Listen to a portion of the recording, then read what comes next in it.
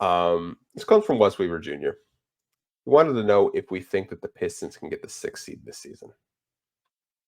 Man, I mean, I definitely think that, when you look at like the overall standings of the Eastern Conference, there are teams with a lot more question marks than clarity than last year. Specifically, you look at the Atlanta Hawks, who were a playing team last year. They went and had the number 1 overall pick, got Zachary Risachet. They traded DeJounte Murray. The Indiana Pacers made it to the Eastern Conference, Eastern Conference Finals, but are they quite an Eastern Conference Finals team? Is Cleveland going to take the next step? Things like that. So there is still a lot of depth, but there is still a lot of clarity. I don't think the Pistons will be a bottom 3, seed in the East this year, but I think to expect this team to go from 14 wins to around 45 to 50 is just kind of unrealistic, and that's around where they'd need to be the 6th seed. And like you talk about like what's a realistic trajectory. Like if this team were to get to 30 wins, that would be a historic jump, just for perspective. So, I think being realistic, I think fighting for the play-in and still having meaningful basketball, March and February, that's the most important thing. 6th seed this year, I just don't see it unless they make some, big move, but they're not really in a position to make a big move. So I just don't see it. Not to be a downer, it's just not realistic. Yeah, I think to your point, like, I know during the summer, a lot of people were like penciling in the Pistons to sign like Nick Claxton or Isaiah Hartenstein. Like, if they would have made like big moves like that and like got rid of some of their younger guys and just said like, screw it, like we're trying to win. We want to get like everyone thought we were getting like Malik Monk and Nick Claxton this past summer. And then Brandon Ingram, like people were just penciling that in because Trajan Langdon came from New Orleans. Yeah, so I don't honestly think that a 6th seed is realistic. But to your point, I don't see them being in 15th place in the Eastern Conference.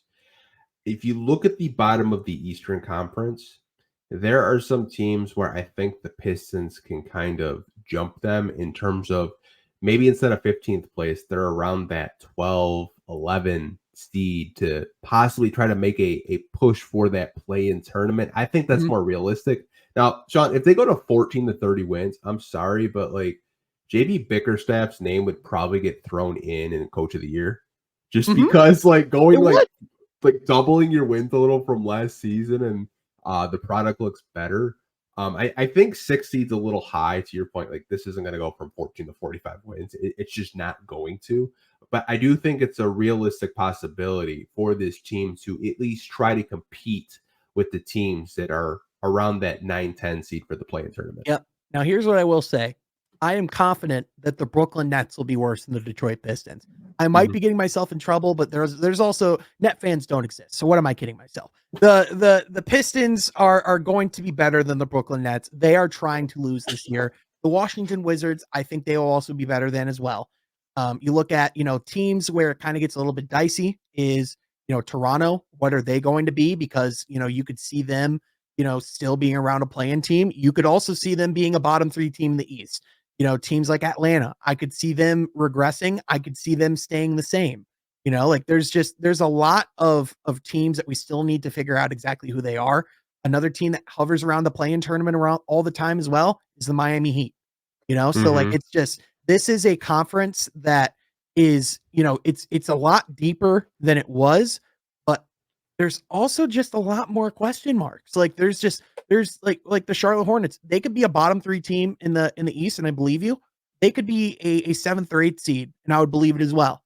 Like that's just how many variables there are.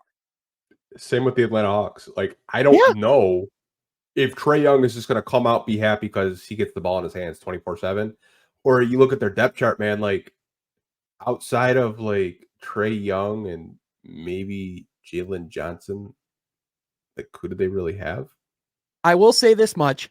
If the Atlanta Hawks take a jump this year, it won't have a damn thing to do with Zachary Risachet, because with all due respect, Zachary Risachet is not that guy, pal. He is not that guy.